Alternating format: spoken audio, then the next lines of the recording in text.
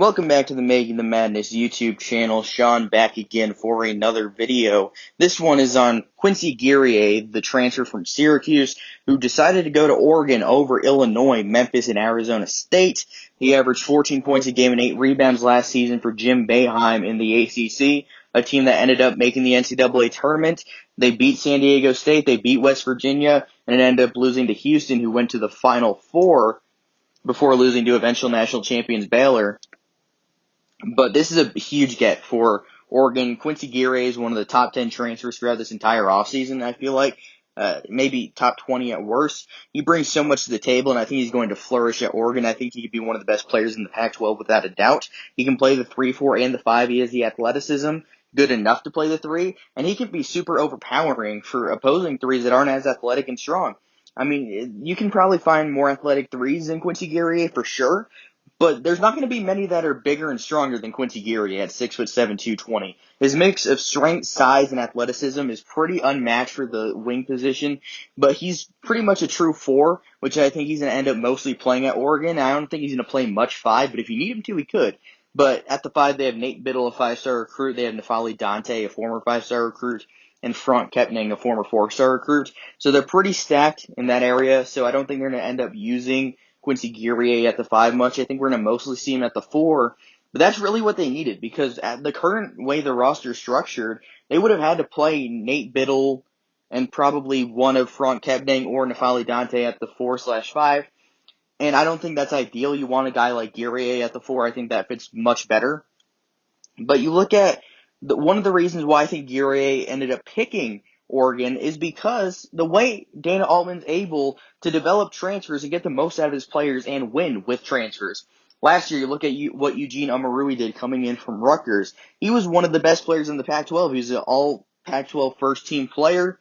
He was one of Oregon's best players without a doubt. He had 17 points per game and 5 rebounds per game. And the season before, he had 13 and 7 at Rutgers, or 2 seasons ago, I guess, because he sat in 2019-2020. But 13 and 7, that's pretty much exactly what Quincy Guerrier averaged last year. He had 13 and 8. So can Quincy Guerrier take those numbers and do the same thing Eugene Omoruyi did last season? I think he absolutely could for sure. I mean, I think Guerrier is more talented than Omoruyi overall, and I think Omoruyi brings a lot to the table. He's a bit undersized for the 5, which is pretty interesting, because he's 6'6", 235, but he plays so much bigger. He really uses his strength to his advantage. He's off to the NBA. He's going to play probably G League, but he was fantastic last season. Guerrier, I could see having a similar kind of impact, but it's not just Eugene Omoruyi that thrived in Oregon's system. You look at LJ Figueroa, who had 12 and 6 last year coming in from St. John's. He really bought in and was a winning player for the Ducks last season. And you look at other transfers in the past, 2 seasons ago, Anthony Mathis came in and was a high-level shooter. You have Shakur Juiceton, who was a big-time piece at the 5, when Nafali Dante couldn't get eligible at first, and then he struggled, he dealt with injuries, and Shakur Juiceton ended up being a pretty big piece for that Oregon team. And then you look at Paul White from Georgetown.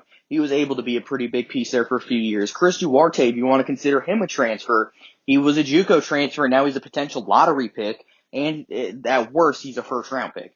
He was fantastic last year, and he wasn't great his junior year at Oregon. He was good, not great. Peyton Pritchard was a guy on that team, but Chris Duarte thrived this season, was one of the best players in college basketball, earned him third-team All-American honor, should have won Pac-12 Player of the Year. Evan Mobley ended up winning that. I think that was the incorrect call. I definitely think Duarte was a better player. I think Oregon was a better team, even though USC beat him twice. So I guess you could say USC was a better team. I think top to bottom, give me Oregon, but I think Chris Duarte really thrived this past season, and that's something you can show to a guy like Quincy Guerrier and be like, hey, I developed these guys. You want to be the next guy? I can make you into an NBA player. And if you're Quincy Guerrier, how could you say no to that? Because the track record shows that Dana Altman can develop these kind of guys that are transfers from other programs where they're good, really good, but they could get more out of them at Oregon. And I think that's the case here for sure. I think Guerrier has a ton of defensive versatility. I think he can really defend anybody on the floor. I think he's a true defender of all positions on the floor. I think he could defend a point guard. He has the athleticism to do so, and he has the strength to defend big men. And at Syracuse, in that zone, he wasn't able to show off his defensive versatility at all. So that kind of shielded what he was able to do. And if you're an NBA prospect like Guerrier really is, Syracuse isn't the spot for you because of the Syracuse zone. That's just not the place where you're going to be able to show off your versatility on the defensive end, the ability to defend anybody on the floor. And in today's basketball, you really need to show that you can be a positionless player, and that's kind of what Guerrier is. But when you look at the rest of the Oregon roster, you have Will Richardson coming back to play the one. That's going to be a big piece because Will Richardson is great, and I think he could be a Conference Player of the Year caliber. Davion Harmon coming in from Oklahoma. You have Eric Williams coming back. He had 10 and 6 last year, another transfer from Duquesne. And then you look at the 4, it's going to be Guerrier for sure. At the 5, you can go Nafali Dante, Frank Kapnang, or Nate Biddle.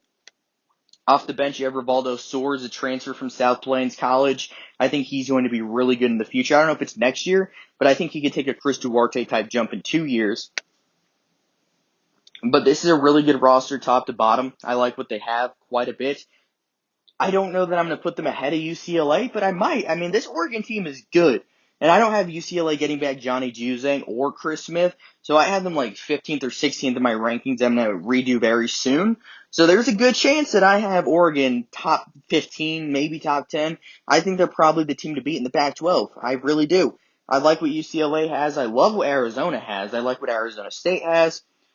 But I think overall, the better team is Oregon over UCLA and Arizona. I just really think they're the team to beat. They had 2 of the best transfer additions in the entire conference. You look at Quincy Guerrier, who this video is mostly about, and Davion Harmon. You look at, a few other really good transfer ads like Marion Jackson at Arizona State, AJ Bramma at Arizona State. Arizona had Pella Larson, who I think is a big ad, but I think Oregon had the best. They didn't have the deepest transfer class coming in. They only added 2 guys, while Arizona State added like 8. But they made the most of their 2 guys that they added because they're 2 top 20 transfers of the entire offseason. And they returned Will Richardson. It would be tough for me to not rank them the top team in the Pac-12, assuming that Juzang and Chris Smith are gone. So definitely like and subscribe if you enjoyed the video. The Pac-12 is going to be pretty interesting next season. Dana Altman's the best coach in the Pac-12. Like and subscribe if you enjoyed, and until next time, have a good one.